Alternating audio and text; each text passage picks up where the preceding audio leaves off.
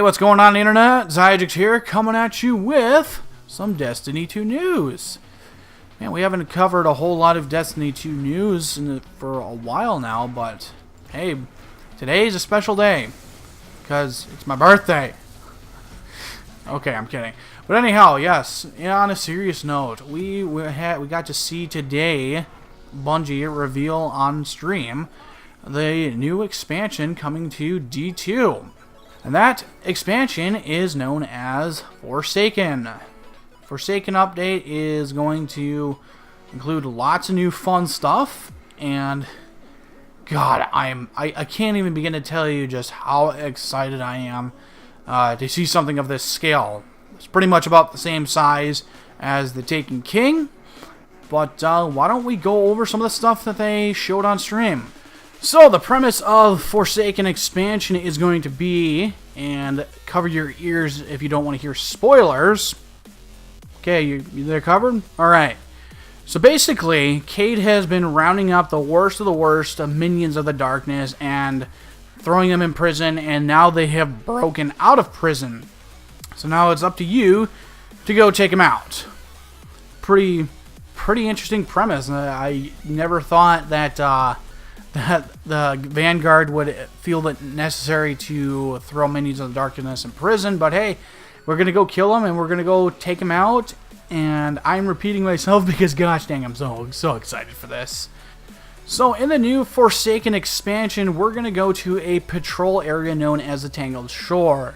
It looks like, at least one to me, is a bunch of asteroids kind of just sewn together with cables, kind of just barely holding them together. Kind of looks like a fairly desolate area, so kind of maybe even a little lawless like the Wild West. I think that was the vibe that they were going for. So it looks like we're gonna have just just no bars held, bunch of fun here, just shooting and looting and killing everybody that gets in our way. And with a new patrol area, we've got plenty of other new updates, most notably random rolls. Thank God. I think a lot of us have been waiting for this, and when I say a lot of us, I think pretty much everybody who's been playing Destiny up to this point. Weapons that have the same perks are just, in my opinion, not really a whole lot of fun, especially when you just keep getting the same thing over and over. It just kind of reduces the grind a little too much so that there's nothing really to chase after. Perhaps maybe you would like a shotgun that has a full auto, or perhaps a clip that grants you more ammo. You know, the possibilities are endless. And with new weapons, we're also getting weapon slot changes. I think my heart just stopped for a little bit. Okay, seriously, this is actually a godsend because the two primary, one heavy slot option, wow, that was just really boring. It still is boring. It also just doesn't make for a whole lot of good combinations in weapons.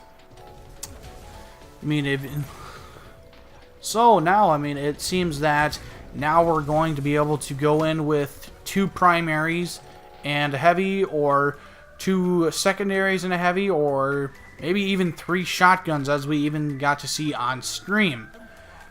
I gotta admit though, I have to believe that there are some limits in there somewhere. You obviously don't want to be able to just run around with three heavies all the time.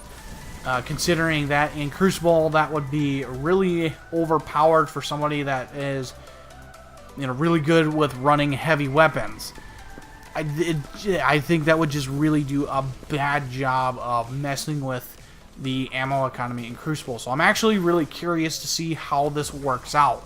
Along with weapon slot changes, we are going to get something like expanded catalyst, something like that. I heard something in the stream where basically you're going to be able to level your guns up with you. That would be really nice, to be able to take some of the exotic weapons and just have them kind of grow with you. It would be really nice to kind of really be able to personalize a weapon in such a way that it kind of really, how shall I say it, it kind of becomes part of you. It's kind of like a signature weapon.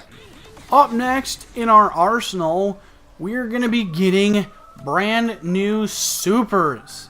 Like, way different, well, I won't say new supers, but more or less new subclass branches that are going to radically change the way our supers work now. Currently, as of right now, we have 2 branches that kind of work very similarly within each subclass.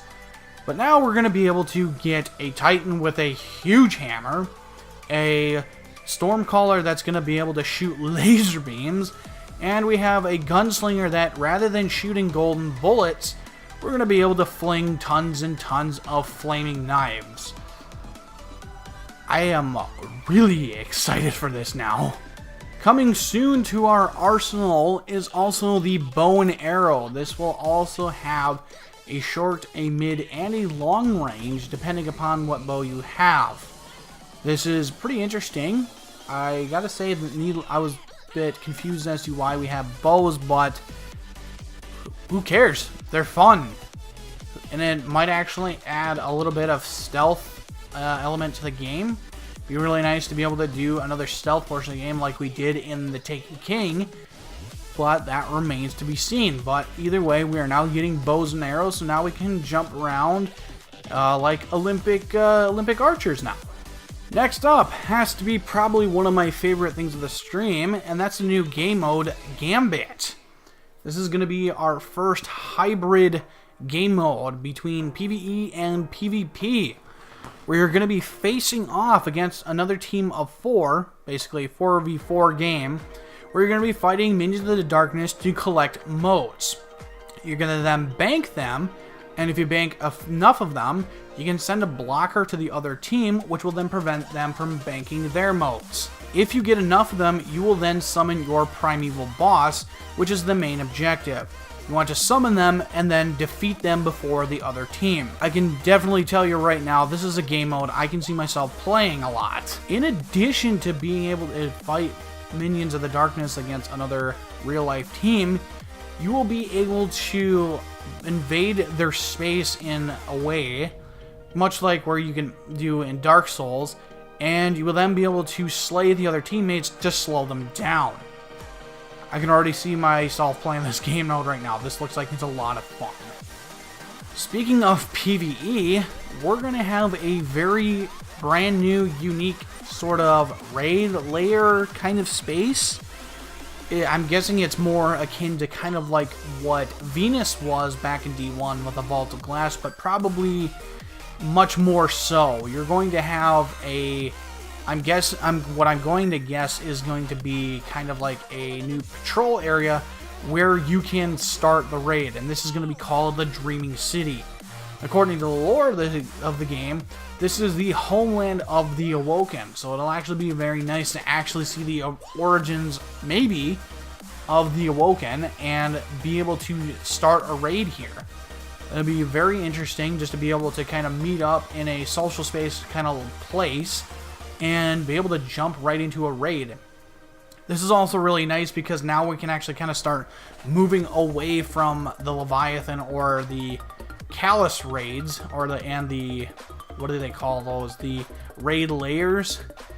It's kind of nice to be able to move away from that and just kind of move on to something a bit more unique. I mean, it was a very interesting idea to have all the raids in one place, but it also kind of got really boring after a while.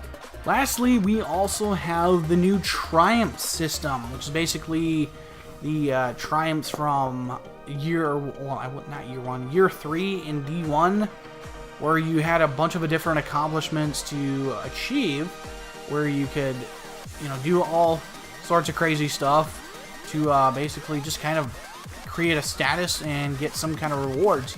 I believe a bunch of people actually have the emblems from those Triumph codexes. I believe they're codexes? I don't know. I missed Rise of Iron, so bear with me on this one. But basically, we're now going to have a tab where you can actually see a bunch of accomplishments that you have or have yet to complete, as well as being able to access the kind of collections tab. I think we're also going to be getting bounties as well, but the collections tab has really got me fired up because now you can actually create exotics on the fly. I think it's going to be very similar to what collections are in your vault. which is already a nice system. You basically can start from scratch with an exotic and then just infuse its way up to current power level. This is a good thing. I think a lot of people have been waiting for this. And of course, with an update of this magnitude, I don't think we can really avoid the topic of money. Yes, you are going to have to pay for this. And there's a couple different things you can pay for here. There is the annual pass for $30, which will include, I'm guessing, DLC about the size of Curse of Osiris and Warmind. And those are going to be the Black Armory, Joker's Wild, and Penumbra. And those will come once every season, as well as the Forsaken DLC, which is going to be $40 on its own. I was a little miffed to kind of hear that you kind of need all the expansions, or at least some, or at least most of them, in order to be able to play the Forsaken DLC. But then, of course, after a little bit thinking, it kind of makes sense. I mean, there's really no telling what person has what DLC, and it gets a little confusing. Like, say, for instance, if somebody has Curse of Osiris but not Warmind, and the other friend has vice versa, you don't want to have to sit there and try to fiddle around and try to figure out who has what DLC just to make sure everyone can play the same game, or to keep people out of certain parts of the game that they haven't played. It just makes sense, you just keep everyone on a level playing field. I will say, though, that if this is going to cost upwards to $70, the previous expansions should definitely be really discounted, or at the very least free. I think we can all agree Warmind and Curse of Osiris were just not up to snuff. Honestly, I will say that they were really short. Both of them were really short. Warmind was a step in the right direction. They had something that was, that they added that was going to keep people busy for a while, but there's just nothing really a whole lot beyond that. So if there's not going to be a reduction in price in the other two DLCs, I would probably be just as upset as everyone else who has to pay for all this if they want to continue to keep playing with their friends. I do, however, want to address the criticism, or I would call it more of a grievance, that people are expecting this expansion to be 100% free. I'm not going to be one of those people that are going to say that this should be free. I certainly understand that this is going to need to be a paid expansion. It certainly looks like it took a lot of effort to make. I can't imagine why you would expect it to be free, and I think the main argument is, well, the other two DLCs were crap, so they should be free. Not really an argument. You not liking something is not really grounds for saying, I deserve something for free. Yeah, it didn't meet your expectations, so I think part of the reason that it got that bad is because the hype. The hype was definitely what got everyone's expectations up to an insane degree. So I think with that being said, I think it would be very helpful to have a healthy amount of skepticism and speculation, and not just wildly speculating for stuff beyond our wildest dreams. Sure, this expansion is looking very promising. However, this is Bungie, and they have been really struggling to meet expectations, probably because the hype has been just out of control. I will say, though, that as well as the hype train is basically gone off rails, the salt train has been very closely following behind. And I will say, maybe just, take a little bit of that salt and just, apply that to the current hype we have right now. I'm saying take everything that we have with a grain of salt. There's a very good possibility we are going to have changes, maybe a couple of things removed, maybe a couple of things added that we weren't necessarily told in this stream. All we can do right now is wait for future reveal streams, E3, and September 4th. So let's just wait patiently and see what happens. But guys, that's about really all I have for right about now. If you guys enjoyed this video, be sure to leave a like in the like box. Leave a comment if you like, and be sure to follow me on Facebook and Twitter for more great videos by yours truly. And I will see you all in the next one. So thank you all very much for watching, and may God bless you all. See you in the next one.